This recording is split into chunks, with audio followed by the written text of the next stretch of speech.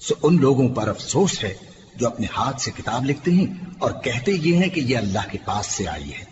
تاکہ اس کے عوض تھوڑی سی قیمت یعنی دنیاوی منفعت حاصل کریں۔ سو ان پر افسوس ہے اس لیے کہ بے اصل باتیں اپنے ہاتھ سے لکھتے ہیں،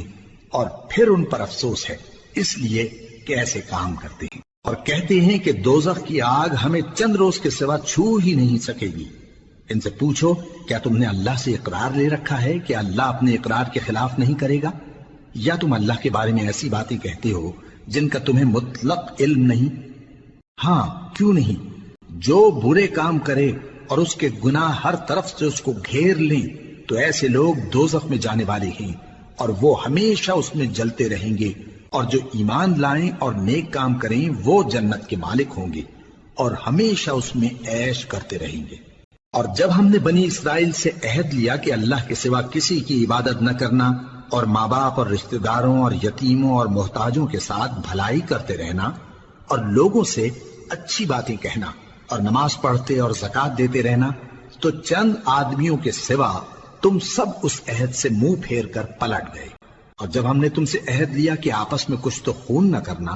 اور اپنوں کو ان کے وطن سے نہ نکالنا، تو تم نے اقرار کر لیا اور تم اس بات کو مانتے بھی ہو۔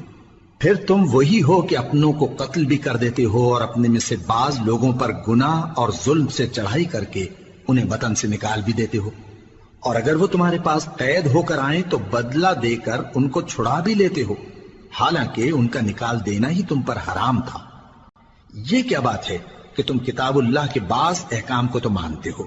اور بعض سے انکار کیے دیتے ہو؟ تو جو تم میں سے ایسی حرکت کریں ان کی سزا اس کے سوا اور کیا ہو سکتی ہے کہ دنیا کی زندگی میں تو رسوائی ہو اور قیامت کے دن سخت سے سخت عذاب میں ڈال دیے جائیں۔ اور جو کام تم کرتے ہو اللہ ان سے غافل نہیں۔ یہ وہ لوگ ہیں جنہوں نے آخرت کے بدلے دنیا کی زندگی خریدی، سو نہ تو ان سے عذاب ہی ہلکا کیا جائے گا اور نہ ان کو اور طرح کی مدد ملے گی۔ اور ہم نے موسیٰ کو کتاب عنایت کی اور ان کے پیچھے یکے بعد دیگرے پیغمبر بھیجتے رہے، اور عیسیٰ ابن مریم کو کھلے نشانات بخشے اور روح القدس یعنی جبرائیل سے ان کو مدد دی۔ تو کیا ایسا ہے کہ جب کوئی پیغمبر تمہارے پاس ایسی باتیں لے کر آئے جن کو تمہارا جی نہیں چاہتا تھا تو تم سرکش ہو جاتے رہے، اور ایک گروہ انبیاء کو تو جھٹلاتے رہے اور ایک گروہ کو قتل کرتے رہے، اور کہتے ہیں ہمارے دلوں پر پردے ہیں؟